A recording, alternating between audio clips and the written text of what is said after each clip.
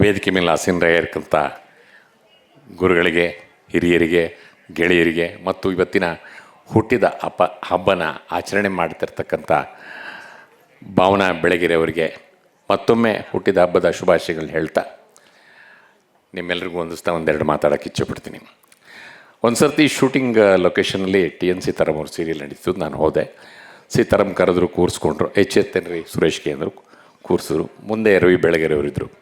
ರವಿ ಇವರು ಮೂಕ್ ಸುರೇಶ್ ಅಂತ DRDOನಲ್ಲಿ ಸೈಂಟಿಸ್ಟ್ ಆಗಿದ್ದಾರೆ. ಅಂದರು, ಸರ್ ಇಲ್ಲ ಸೈಂಟಿಸ್ಟ್ ಅಲ್ಲ, ನಾನು ತಾಂತ್ರಿಕ ಅಧಿಕಾರಿ, ಟೆಕ್ನಿಕಲ್ ಆಫೀಸರ್. ಅದಕ್ಕೆ ರವಿ ಬೆಳಗೆರೆ ಅವರು ಹೇಳಿದ್ರು, ರೀ ನಾನು ಇಲ್ಲಿ ಜಡ್ಜ್ ಪಾತ್ರ ಮಾಡ್ತಾಯಿದ್ದೀನಿ, ನಮ್ಮ ಮನೆಯವ್ರು ಹೇಳ್ತಾರೆ ನೀನು ಮಾಡಿರೋದು ಬರೀ BA ಜರ್ನಲಿಸಮ್, ಜಡ್ಜ್ ಹೆಂಗೆ ಆಗ್ತೀಯ ಅಂತ. ಅದೇ ರೀತಿ ತಲೆ ಕೆಡಿಸ್ಕೊಬೇಡಿ ಅಂತಂದು ಇದನ್ನು ನೆನಪಾಯಿತು, ಅದಕ್ಕೋಸ್ಕರ ಹೇಳಿದೆ. ನಂತರ ಕಿಟಿ ನನ್ನ ಏಕವಚನದ ಗೆಳೆಯ, ನಮ್ಮ ನಾಟಕಗಳಲ್ಲಿ ನನ್ನ ಮಗನ ಪಾತ್ರ ಮಾಡ್ತಿದ್ದ. ನಂತರ ಸೀರಿಯಲಲ್ಲಿ ನನ್ನ ಮಗನ ಪಾತ್ರ ಮಾಡ್ತಿದ್ದ. ಚುಕ್ಕಿ ಚಂದ್ರಮ ಅನ್ನೋ ಒಂದು ಸಿನಿಮಾದಲ್ಲಿ, ನಂಜುಂಡೇಗೌಡರು ಸಿನಿಮಾದಲ್ಲಿ, ಅದರಲ್ಲಿ ಚೈಲ್ಡ್ ಆರ್ಟಿಸ್ಟ್, ಬಾಲನಟ. ಆ ವಯಸ್ಸಿನ ನೋಡ್ಕೊ, ಜೋಬಲ್ಲಿ ಯಾವಾಗಲೂ ಗೋಲಿಗಳಿರ್ತಿತ್ತು. ಭಾಳ ಎಲ್ಲ ಮಕ್ಕಳಿಗೂ ಭಾಳ ಕಾಟ ಕೊಡ್ತಿದ್ದ. ಹಾಗಾಗೇ ಬೆಳೆದ. ಇವತ್ತಿನ ದಿನ ಭಾಳ ದೊಡ್ಡ ಮಟ್ಟದಲ್ಲಿ ಬೆಳೆದೇನೆ. ಭಾವನಾ ಜೊತೆಗಾತಿಯಾಗಿದ್ದಾರೆ. ನಿಮ್ಮಿಬ್ಬರಿಗೂ ಶುಭವಾಗಲಿ. ಭಾವನಾ ಅವರ ಹುಟ್ಟಿದ ಹಬ್ಬದ ದಿವಸ ಎಲ್ಲರೂ ಕೊಟ್ಟಂಗೆ ನಾನು ಹೂ ಬುಕ್ಕೆ ಕೊಡ್ಬೋದಾಗಿತ್ತು, ಆದರೆ ಬೇಡ. ಪರಿಸರ ದಿನಾಚರಣೆ ಜೊತೆಗೆ ನಿಮ್ಮ ದೂರದೃಷ್ಟಿ ಕಲ್ಪವೃಕ್ಷವಾಗಲಿ ಅಂತ ತೆಂಗಿನ ಸಸಿಯನ್ನು ಕೊಟ್ಟೆ. ಶುಭವಾಗಲಿ ನಿಮಗೆ. ಜೊತೆಗೆ ಕ್ಷಮೆ ಇರಲಿ ತಂದೆ ಅನ್ನೋ ಒಂದು ಶೀರ್ಷಿಕೆಯಲ್ಲಿ ನನ್ನ ನಿರ್ಮಾಣದ ನಿರ್ದೇಶನದ ಚಿತ್ರ ಜೂನ್ 12ನೇ ತಾರೀಕು ಕಪಾಲಿ, AMB ಕಪಾಲಿಯಲ್ಲಿ ಬಿಡುಗಡೆ ಆಗ್ತಾಯಿದೆ. ನನ್ನ ಮಗನೂ ಪಾತ್ರ ಮಾಡಿದ್ದೇನೆ, ನಾನು ಪಾತ್ರ ಮಾಡಿದ್ದೀನಿ. ಈ ಒಂದು ಚಿತ್ರದ ಬಗ್ಗೆ ಪ್ರಮೋಷನ್ ಆಗಬೇಕಾಗಿತ್ತು.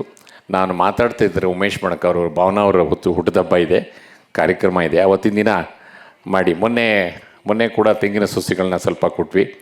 ಇವತ್ತು ಬೆಳಿಗ್ಗೆ ಕೂಡ ಲಾಲ್ಬಾಗಲ್ಲಿ ಒಂದು 100 ಸಸಿಗಳನ್ನು ಕೊಟ್ವಿ. ಈಗ ಒಂದು 450 ಸಸಿಗಳನ್ನು ತಂದಿದ್ದೀವಿ. ಮತ್ತು ನಾಳೆ ಕೂಡ ಒಂದು 50 ಸಸಿ ಕೊಡ್ತಾಯಿದ್ದೀವಿ ಸಂಜೆ. ಹೀಗೆ ಕೋಟಿ ಸಸಿಗಳ ವಿತರಣೆಯನ್ನು, ಒಂದು ಅಭಿಯಾನವನ್ನು ಮಾಡ್ತಾಯಿದ್ವಿ, ಅದು ಉಚಿತವಾಗಿ. ಇದಕ್ಕೆಲ್ಲ ಯಾರು ಸಹಾಯ ಮಾಡ್ತಾರೆ ಅಂದರೆ ವಿವಾ ಫೌಂಡೇಶನ್ ಅಂತ ಒಂದು ಸಂಸ್ಥೆ ಇದೆ.